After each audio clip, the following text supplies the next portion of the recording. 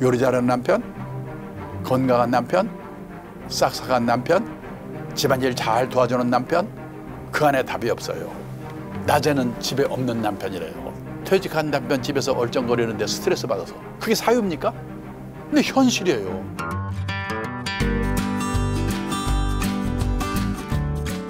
일본의 오가와 유리라고 은퇴 전문가가 있는데요.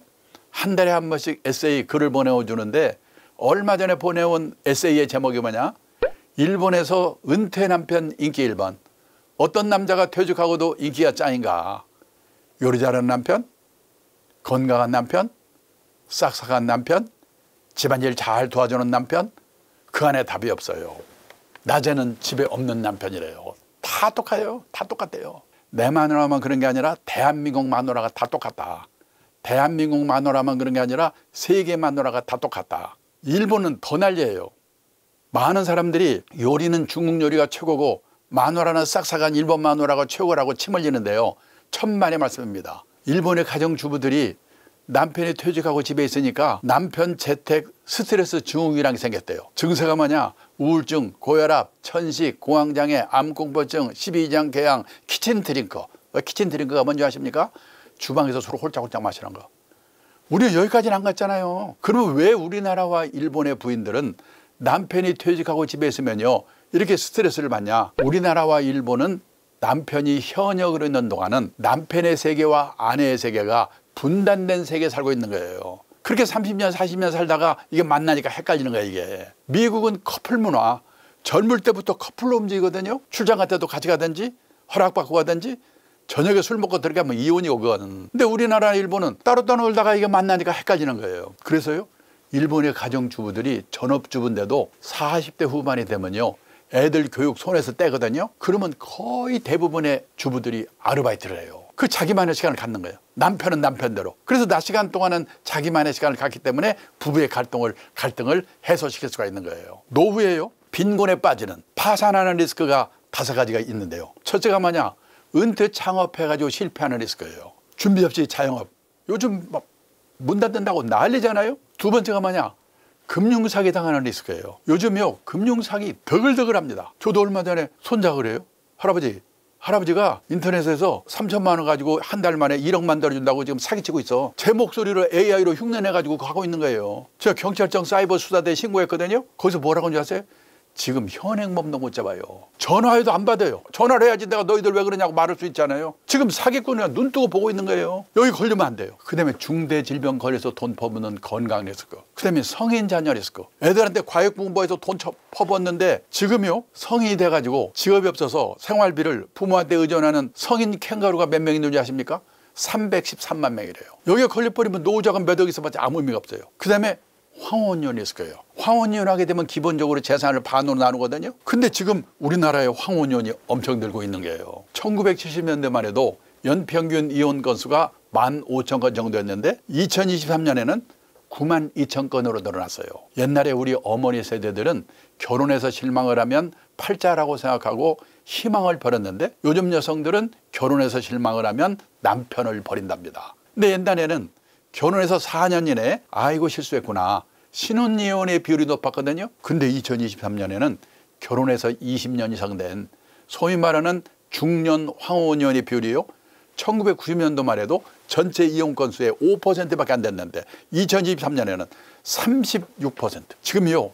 결혼 기간별로 볼 때 비율이 제일 높은 게 중년 황혼이혼이에요. 요거 조심해야 돼요. 2000년 초에 일본에서요 부부가 참다 갈등, 애들 결혼해서 나리다 공항에서 신혼여행 떠나보내고 나서 이혼 선포한다고 그래서 나리다 이혼 이런 게 사회 문제가 돼서 우리 신문에도 나오고 그랬거든요. 저는 그래서 일본이 황혼이혼 대국인 줄 알았어요. 아닙니다. 이혼율 자체가 일본보다 우리가 높아요. 아시아에서 우리가 이혼율이 1등이에요. 일본은요 그때 그 난리를 쳤는데도 작년 신문을 보니까 전체 이혼 건수 중에서 중년 황혼이혼의 비율이 21%였던 거가 23%로 2%포인트 늘어났다고 신문에 대문짝만 해놨더라고요. 우리는 36%예요. 근데요 황혼이혼의 사유를 들어보면 옛날에는 3대 이유가 뭐냐? 성격 차이, 돈 문제, 배우자의 외도였거든요. 여기 하나 추가된 게 뭐냐? 퇴직한 남편 집에서 얼쩡거리는데 스트레스 받아서. 그게 사유입니까? 근데 현실이에요. 그래서요 정말로 한번 이 문제를 생각해 보셔야 돼요. 부부 화목을 위해서라도 남편은 남편대로 아내는 아내대로 낮 시간 동안만은 자기만의 시간을 갖도록 노력하는 거가 중요하다. 그 다음에요, 제가 70대 후반의 나이가 돼 보니까 친구들 이렇게 보면요, 먹고 사는 문제는 그럭저럭 해결이 되는데 힘든 게 뭐냐, 갈 데가 없는 거, 역할이 없는 거, 이게 너무나 공허한 거예요. 티베트의 종교 지도자 달라이라마가 했다는 얘기입니다. 자신이 다른 사람들에게 쓸모있는 존재가 아니라고 생각하는 노인은 자신이 남에게 유용한 존재라고 느낀 노인보다 일찍 숨질 가능성이 3배 가까이 높게 나왔다. 부유한 나라에서 고통과 분노의 정도가 더 심한 건 물질적 부가 부족해서가 아니다. 내가 남에게 필요한 존재라는 느낌이나 내가 사회와 함께하고 있다는 느낌을 더 이상 갖지 못하기 때문에 불행해지는 것이다. 이 고위층까지 올라간 제 선배가요, 퇴직하던 제보고 뭐라고 하냐면 자기는 퇴직하고 나니까 쓸모없는 인간이 된 것 같아서 서글프대요. 근데 쓸모있는 인간을 누가 만들어주는 거 아니거든요. 자기가 만들어야지. 근데 왕년에 높은 자리에 있던 사람, 왕년에 끝발이 있던 사람 일수록 이게 잘 안 되는 것 같아요. 얼마 전에요, 공무원 연금공단에서 퇴직하신 공무원분들 대상으로 퇴직 수기를 공모했는데 우연히 제가 심사위원을 하게 됐거든요. 심사하면서 깜짝 놀랐어요. 제가 105분의 수기 읽었는데 저는요, 공무원분들은 60까지 보장되지 연금도 300만 원에선 다 나온대지 아무 걱정 없는 줄 알았거든요. 아니에요.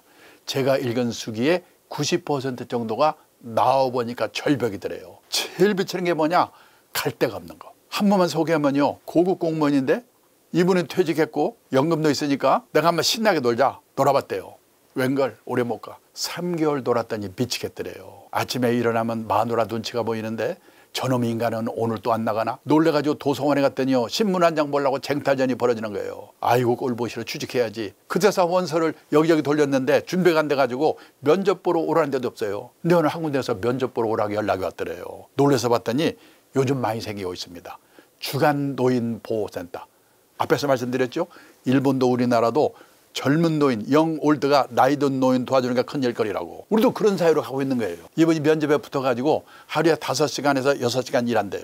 자동차로 노인들 센터로 모시다가 가서 돌봐주고 같이 놀아주는 거예요. 장기도 두고 노래도 부르고. 이분이 싹싹한가 봐요. 또 시골에 노모가 혼자 계신데 혼자 계신 노모를 생각해서 내 이분들한테 잘해줘야지.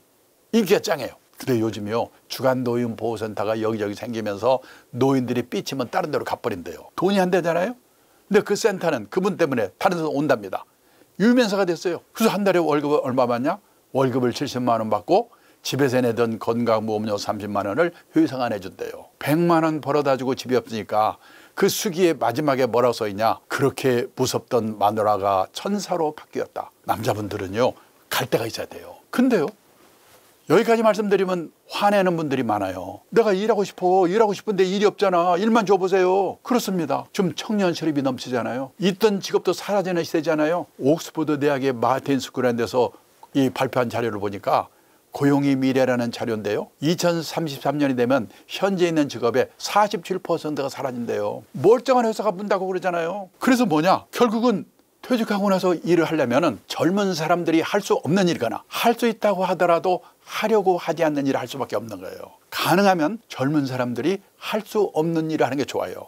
지금요, 왜 그러냐? 그런 의미에서는요, 없어지면서 또 새로운 일이 많이 생기거든요. 4차 산업혁명이 와가지고 뭐 일자리가 사라진다 그러는데 4차 산업 아무리 혁명 떠들어도요, 결론은 사람이거든요. 사람이 만들고 사람이 입력하고 사람이 느껴요. 다만 미래가 안전하게 보장되어 있는 게 아니에요. 뭐냐면 수많은 일자리가 사라지고 수많은 일자리가 새로 생겨요. 그래서 내가 갖고 있는 재능을 이런 일을 이 회사에서 써먹었다면 또 다른 데 가서 또 써먹을 수가 있어야 돼요. 저 개인적인 얘기 참 죄송한데요. 제가 1980년대 전반에는요, 일본을 배우자, 그걸 외치고 밥 먹고 살았습니다. 근데 후반이 80년대는 일본을 배우자 외치고 월급을 받았는데요. 90년대가 되니까 일본이 어렵게 됐잖아요. 그러니까 그 일본 전문가들이 다 잘리는 거예요. 그래서 제가 그때 어떻게 살아남았는가? 일본에 가보니까요, 일본은 잘못되면요, 왜 우리가 잘못됐는가? 반성하는 자료들이 많이 나와요. 해외로 조사단 보고를 보내가지고 갔다 와서 보고서를 내는 거예요. 일본의 금융시장에 많은 제도가 일본에서 배운 게 많거든요. 거기에 자료를 읽어보니까 우리나라의 문제점이에요. 그래서 제가 90년대는요, 일본이 왜 실패했는가? 일본의 금융제도에 뭐가 문제인가? 금융시장, 증권시장의 문제가 뭔가? 증권시장이 잘 되려면 자산운용업이 잘 돼야 되는데 우리나라 자산운용업이 거의 지금 제로의 상태에 있는데 우리나라가 자산운용이 잘하면 어떻게 되는가, 그걸 제가 그 자료를 보고 외치고 있었어요. 그랬더니 어느 회사에서요, 그럼 네가 자산운용사 사장을 해보라 해서 가서 자산운용사 사장을 하게 된 거예요. 그러니까요, 있던 직업이 사라지고 없던 직업이 생기는데, 문제는 내가 갑자기 어떡합니까? 내가 갖고 있는 능력을 여기서 써먹던 걸 딴 데 가서 써먹을 수 있게 위해서는 생각하는 능력이 있어야 돼요. 근데 다 자식들 과외 공부 시켜서 달달달 외우는 것만 하면요, 생각하는 능력이 없어지는 거예요. 애들 교육도 그런 면에서 생각해 보셔야 돼요. 그리고요, 저는 그걸 창직의 시대라고 그러는데, 우리나라 직업의 수가 2020년만 해도 17,000개 정도였는데, 그때 일본은 25,000개, 미국은 36,000개. 지금요, 생각지도 않은 일들이 많이 생기거든요. 아이패드 화가, 반려동물 장의사, 인터넷 장의사. 저는요, 52년 전에 이 업계에 들어올 때 제가 52년 후에 투자교육, 노후설계 교육 할 거라고는 생각도 안 했어요. 왜 그러냐? 일을 하면서 보니까 투자교육, 노후설계 교육이 필요하구나. 제가 갖고 있던 제 능력을 이쪽에 써먹을 수 있도록 방향을 바꾼 것뿐이에요. 그런 노력을 직장인들은 해야 된다는 겁니다. 내 회사가 어떻게, 있는 회사가 언제 어떻게 될지 모르니까. 그래서요, 뭔가 새로운 일을 자꾸 찾아내는 문제의식을 갖고 지금 내가 하고 있는 일과 연관시켜서, 그러면요, 회사 일도 잘할 수가 있어요. 그리고 새로 뭔가 조금 일을 바꿔서 만들어내는 일을 가지고 회사에서 가능하면 오래 있든지, 안 되면 밖에 나가서 그 일을 새로 자기가 독립해서 하든지, 그런 노력을 해야 된다는 겁니다. 그래서요, 뭐냐, 저는 가장 확실한 노후 대비는 앞에서 말씀드렸습니다만 평생 현역이라고 주장을 하는데, 그 평생 현역을 실천하는 사람들의 공통점이 뭔가 봤더니요, 이 100세 시대에 일이 얼마나 중요한가에 대해서 인식을 확고하게 하는 거예요. 지금요, 우리나라 출산율 낮아서 난리죠. 예를 들어서요, 얼마 전까지만 해도, 지금 현재만 해도 3명이 노인 한 번 부양하고 있거든요. 2060년 70년 가면요, 한 명이 한 명 부양해야 돼요. 어떻게 부양을 합니까? 그러니까 뭐냐, 생산성을 높이는 일도 중요하지만 출산율을 금방 올리는 거 쉽지 않거든요. 뭐냐면 옛날 같으면 은퇴했을 사람들이 계속 현역에서 일할 수 있게 60대, 70대, 80대까지 일을 할 수 있는 그런 준비를 해야 되는 거예요.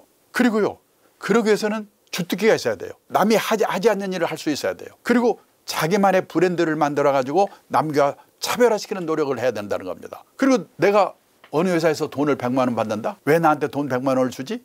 돈값을 해야 돼요. 자, 그런데 돈이 아쉬워서 일을 하다 보니까 취미가 될 수가 있어요. 취미로 했는데 돈이 생길 수도 있습니다. 혹시 유튜브에서 보신 분 계신지 모르겠는데, 어떤 분이 재벌그룹에서 임원하다가 갑자기 나오셨대요. 뭘 하지? 택배 분류하는 데를 가봤답니다. 무지하게 힘든 일이래요. 돈 때문에였으면 못했을 거래요. 근데 그때 그분이 과체중이었대요. 운동해서 빼나 이 일해서 빼나 마찬가지겠구나. 몸무게 뺄 목적으로 일을 했답니다. 몇 달 만에 몸무게가 빠졌어요. 그 사이 일이 손에 익었어요. 지금도 안 돼요. 유튜브에 나옵니다. 그런 거예요. 돈이 아쉬워서 일을 했는데 취미가 될 수도 있고, 취미로 했는데 돈이 생길 수도 있지만, 처음부터 돈도 생기고 남보기도 폼나고 자기 취미에도 맞고 쉽지가 않지요. 그래서요, 학교 다닐 때는 선생님 말씀 잘 들어야 되고, 회사 다닐 때는 회사의 방침을 잘 따라야 되는데, 후반 인생은 남의 눈을 의식하지 않아요. 우리가 남의 눈 때문에 미치는 거거든요. 남의 눈을 의식하지 않고 내가 가고자 하는 방향이 옳은 방향이라는 소신이 필요하다. 그래서 저는 후반 인생은 자기 만족을 추구하는 시기다. 그래서 저는 영상을 들으시는 분이 자기 만족을 추구한다는 생각으로, 그런 마음가짐으로 평생 현역을 하셨으면 좋겠다, 이런 말씀을 드리면서 1강을 끝내겠습니다. 감사합니다.